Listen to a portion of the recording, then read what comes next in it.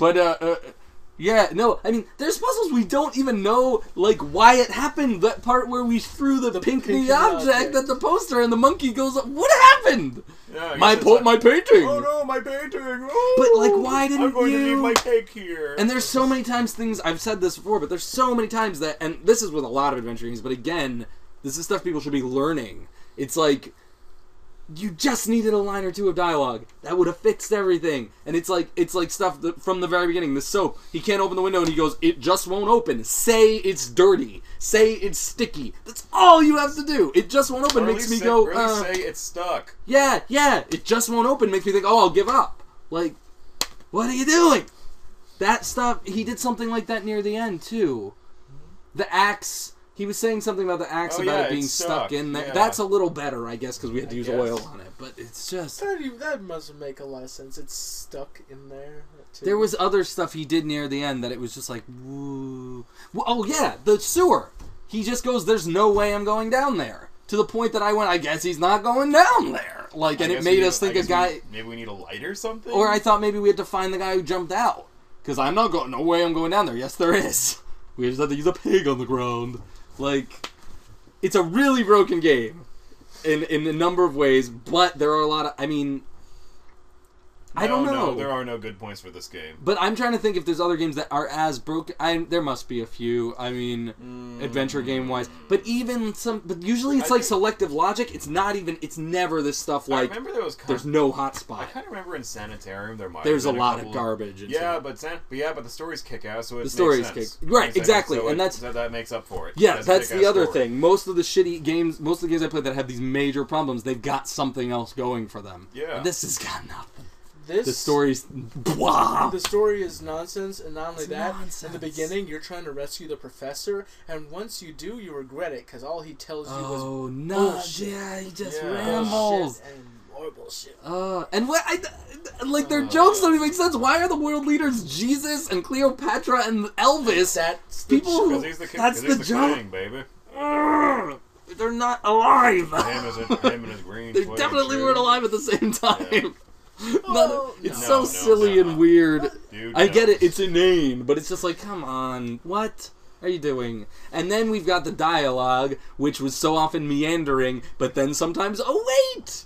It meant something, and there was no way of telling. And the best part there's no hinting at what's right to do. Was that when you got to the end of a dialogue tree, instead of starting back from the beginning, it just kicks you out. Yeah. And then you usually start from the beginning again. Mm-hmm. And we the baker, that was that in there. The fisherman, you just have to keep trying. Garbage that takes for So it makes me feel here in my mid hump. Feels pain in your mid bump. I'm feeling it in my kabump. Your kabump. Oh no, my habs. So I'm gonna whatever I do with this, I'm gonna have to keep referring to this picture. We're gonna have to bring it up every time. This makes my tongue hurt. So I think it's breaking my tongue. Oh, your tongue. So I don't know. Like, yeah, games that were broken Sanitarium, but it had a good story. I feel like I've played other Goblins. Yeah, Goblins was actually kind of Though that maybe it's weird, so it's cool. It's sort of fun, and quirky and fun. And Woodruff and the Schnibble is almost unplayable on how fucking weird it is. But I love the weird ass tone in that game. Yeah. So I mean. Yeah, I mean that worked for Woodruff and the Schnibble. Yeah. What the hell was the name of the city they were in anyway? Isn't it like Vernaxel? Yeah, I don't know. Yeah, it's just nonsense. Yeah. So at least they tried. At least there was creativity. Yeah. This had nothing. There's nothing. This had, oh hey, they did this in an adventure game, let's do it! Yeah, exactly. They did this in a movie. So much Day of Tentacle. This was in a movie. Yeah. This was an adventure game. I want to do it too, in my adventure game. In 97. So, I don't know. Yeah, this is like I can believe that this game was made by TV Tropers. No, it wasn't. There was no TV Tropers at the time. So yeah, they really have no excuse. So, I mean, the only games I can say were as bad at I can only kind of dismiss other games because I never finished them. Games I just went, nah, I can't be bothered with this. Which this would have fallen under? That probably would have been this. I never finished Discworld. Wait, actually, it was because how long? I didn't finish it. Yeah, I needed Kieran to finish it. Yeah. We started. to basically just start it. Discworld I didn't finish. I didn't finish Vampire Story. I'm sure Vampire Story is basically playable, but it's just when you play so many stupid adventure games with bad dialogue, after a while you just want to shut the fuck up. You really don't. And I think in terms of characterization, Whispered Worlds is about as bad with the lead character. I hate both of them a lot.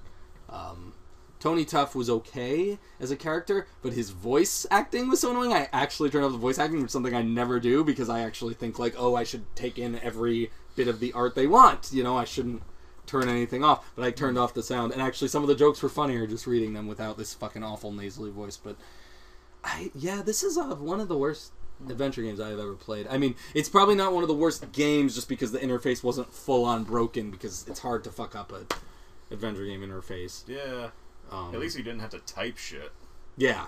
We did it at one point. Oh, right, yeah. But it's not, it's not like Superman, which you can't control, Superman 64 or something. But what we did have I to do... I was really going for more something like old school stuff. Yeah. But we still did have to use the alternate interface, because the default one... is ugly and stupid and... utter bullshit. Yeah, it looks stupid. Actually, you know what? Games might technically be... But it's also just like, these things haven't aged well. This is a game that I can still play. This is a game I can still play and understand at this point, and it's still like, this fucking sucks. Whereas there's games that's just like, you know what, back in the day, this was probably fine for some people, but like, text adventures, I've never finished a text adventure because I started gaming like right when graphical stuff started happening on PC, and like all the King's Quests and stuff. But want some rock? Of course. Yeah, there's like I couldn't defeat Zork. I just said I couldn't finish Zork because I got eaten by a Gru every 5 seconds. I tried to play this Indiana Jones text adventure, which is it starts you in a tomb, and everything you type, it's like you only have 10 seconds of air, and everything you type, it's like you have 9 seconds of air, and it's just like you die every second. You have to guess what you have to do. That stuff's technically worse. Was the thing is breathe in. Yeah, maybe it was stuff like that. Yeah. And I type things like make game better, solve puzzle, do it for me. And didn't understand these things. No, apparently there were later ones where they made fun of this. Yeah. So I mean, that's the thing. I mean, the main thing Bud Tucker, the big evil it's done is that it was late enough in the game that it shouldn't have done so many stupid fucking things, and it shouldn't have been such a piece of shit. Like get Rick Mail. Yeah, past his prime, back when he was a young screamer, and he became an old screamer. That's all he does. He screams and lisps. He has a fake lisp he puts on. That's kind of his career, to my knowledge. People who love Rick Mail, I apologize, but suck it. We think, well, hey, we're so cool, right? Not with the sheep. Yeah. Huh? So sheep. Not be the sheep. The guy who did. That was David's package. Are you sure? Yeah. Yes. Oh. He's probably not cool with me.